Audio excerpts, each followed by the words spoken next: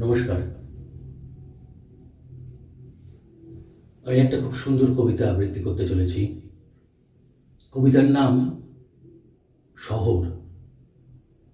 কবিতাটি লিখেছেন কবি শঙ্খ ঘোষ। একটু মন দিয়ে শুনুন, আমার মনে হয় খুব ভালো লাগবে কবিতাটা। ছোট্ট কবিতাটা, বেশি বড় নয়, বেশি সময় নেব না আমি।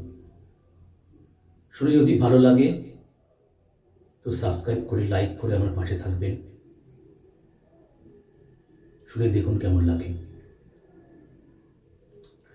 রাগ করো না রাগুনি, মুখ করো না বেগুনি।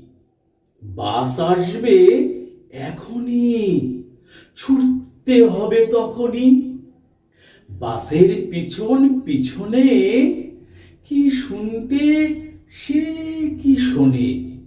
বাসের গায়ে কাঁঠাল ফল, নেই পাদানি নেই হাতল।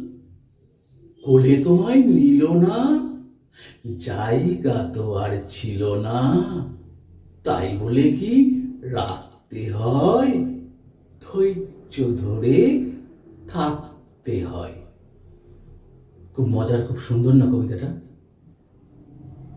যদি ভালো লাগে লাইক করে দেবেন, একটু সাবস্ক্রাইব করে পাশে থাকবেন। নমস্কার।